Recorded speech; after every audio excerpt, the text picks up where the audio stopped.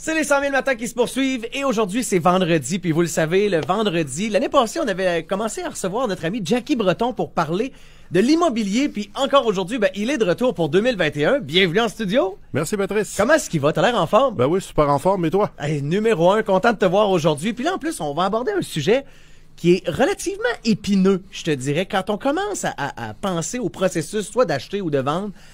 Est-ce qu'on achète la nouvelle maison en premier?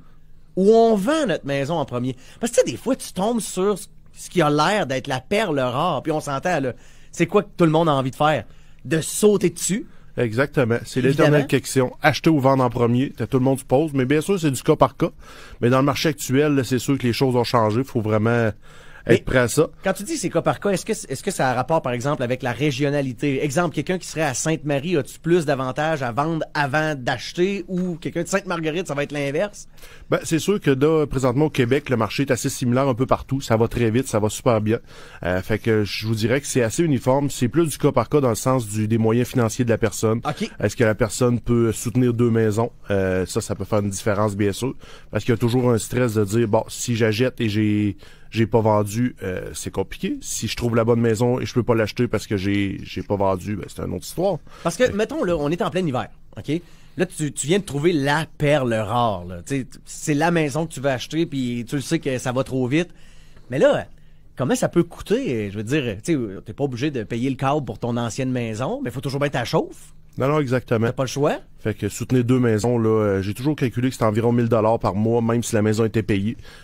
Les taxes, les assurances, les frais fixes. Même pour une maison payée quand même, hein? Exactement. Fait que tu sais, c'est sûr qu'il faut y passer si on a deux maisons sur les bras. C'est pourquoi qu'actuellement, c'est préférable là, de vendre en premier, mais de se garder un délai là, assez intéressant pour pouvoir trouver la bonne maison. De toute façon, quand on vend en premier, t'es pas obligé de laisser la personne entrer dans la maison la semaine suivante, là. Non, exactement. C'est pour ça que c'est le temps là, de se mettre en vente immédiatement, puis demander aux gens là, un délai de prise de possession au 1er juillet, puis j'en ai même présentement au 1er août, 1er septembre.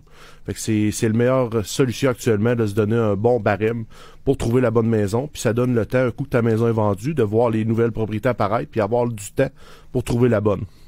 Quand je t'entends dire avoir du temps, ça veut aussi dire d'un certain sens qu'il faut pas être trop pressé, là. Non, actuellement, c'est sûr qu'il y a l'inventaire quand même assez bas. Faut prendre le temps là, de voir les nouveautés. Fait que là, actuellement, là, tous les matins, j'embarque sur mon ordinateur, je regarde les nouveautés là, de la veille pour voir là, s'il y a un de mes clients que ça peut lui intéresser. Mais mettons, t'as un client qui vient te voir puis il dit « Jackie, moi, écoute, je l'ai trouvé, là, ma perle rare. J'ai pas encore trouvé d'acheteur pour ma maison. Comment tu l'enlignes? Comment tu fais pour l'aider à prendre une décision? Parce que c'est pas facile quand même. Non, c'est pas facile. Là. C'est sûr que si jamais sa maison est en vente puis il trouve pas d'acheteur, faut s'adapter. Faut regarder la stratégie de vente. Est-ce qu'elle est adéquate pour la propriété? Si la propriété a pas nécessairement assez de visites, il y a quelque chose qui cloche. Fait que il faut l'adapter soit par home staging, soit en révisant le prix. Fait qu'il y a différentes solutions. Souvent, la mise en marché aussi n'est peut-être pas la bonne. C'est pas le bon acheteur qui est cerné.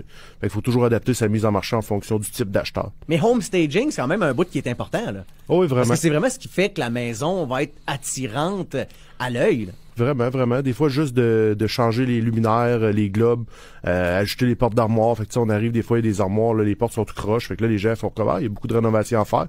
Quand en réalité, il n'y en a pas tant que ça. Un menuisier rentrerait, passerait 1 heure dans la maison, ferait un petit ajustement et ça fait toute la différence. Ça t'est-tu déjà arrivé de recommander à quelqu'un de faire au moins quelques petits travaux dans sa maison? Pratiquement toujours, ça fait partie de mon plan de mise en marché. Fait que je vais faire le tour de la propriété avec la personne, je vais dire, voici telle suggestion d'amélioration qui peut faire une bonne différence. Après ça, c'est au vendeur de décider s'il veut les faire ou non. Parce que on s'entend, là, il y a aussi des responsabilités que le propriétaire garde une fois qu'il a vendu sa maison. Il peut pas vendre une maison avec un vice caché, par exemple. Donc, il faut quand même que tu aies une certaine confiance entre le client et le vendeur. Oui, définitivement. C'est sûr que de plus en plus aussi, on commence à avoir des inspections pré-achat, pré-vente, excusez-moi. Okay.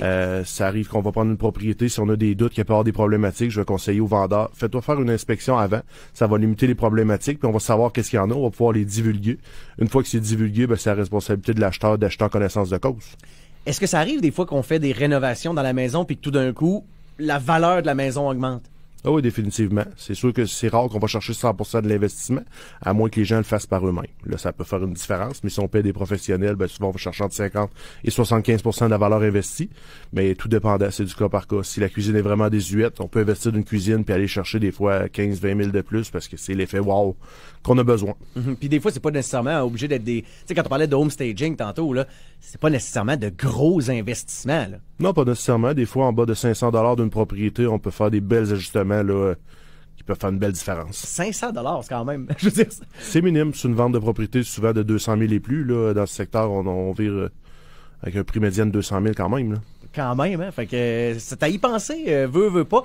Mais évidemment, pour se poser les bonnes questions, le mieux, c'est de faire affaire avec un agent, un courtier immobilier, un peu comme tu l'es. D'ailleurs, pour te rejoindre, on peut le faire via Internet? Oui, via Internet, mon site jackiebreton.com ou les différentes plateformes, là, Facebook et autres. Jackie Breton, vous pouvez taper ça sur Google, vous allez le trouver très facilement. Hey, merci d'avoir pris quelques minutes pour nous autres un matin. Merci beaucoup.